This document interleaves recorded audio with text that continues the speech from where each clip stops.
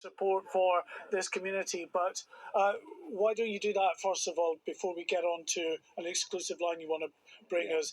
Your reaction to what happened to you? Well, look, I mean, expressing solidarity and support, frankly, isn't much use because it keeps happening, and the intervals between these awful assaults get shorter and shorter. I spoke on the telephone last Friday to Moishi, the guy that was viciously attacked, verbally and physically out working, and the fear in his voice, the sense that could have happened to him last week, and I think a sense here in this community that there is a sort of rapid downward spiral of events that actually does now make this an emergency. I don't think there's other words that can be used. And the Prime Minister keeps saying, my thoughts and prayers are love with the Jews. I'm sorry, absolutely useless.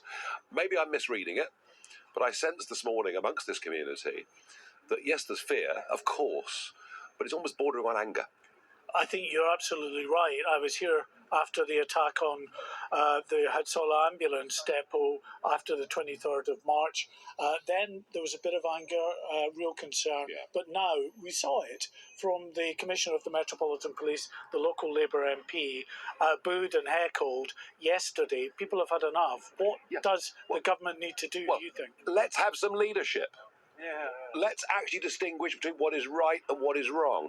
How do we have, and by the way, I've been banging on about this for years, not just with this government, the one before. How do we allow the IRGC? How do we allow the Muslim Brotherhood? These are organisations that promote hate and terrorism. They're allowed to actively operate in this country. One of them actually fundraises actively in this country. And what's interesting is, in Middle Eastern Muslim countries, these organisations are banned. So stand up as a Prime Minister and say, we recognise these groups as being terrorists, we're going to prescribe them. I'm also shocked by the lack of debate about the Iranian embassy and what they put out earlier this week. I mean, it was akin to calling for people to join something that literally is a whisker away from being a paramilitary organisation. There's no other way I can define what those words meant.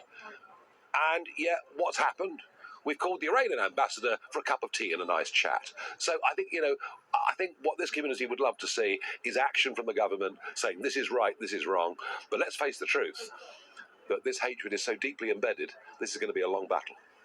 And on the issue, the threat from Iran, there's an exclusive line that you want to bring us from a source that you've been speaking to.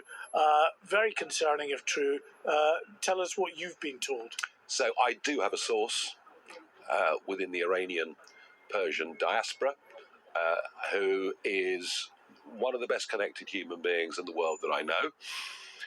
And he told me last night that he knows for a fact that over the course of the last few weeks, there have been Iranian operatives that have been crossing in the English Channel in small boats. To put that in simple terms, we are importing terrorists into our country from across the English Channel. And I challenge the British government, tell me I'm wrong.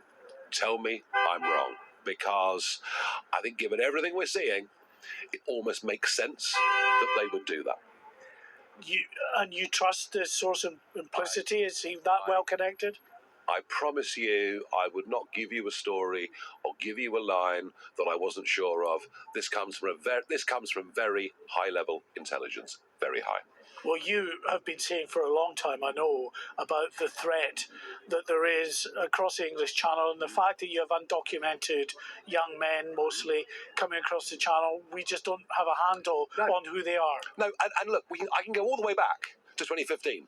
When the boats first started crossing the Mediterranean. I was in the European Parliament.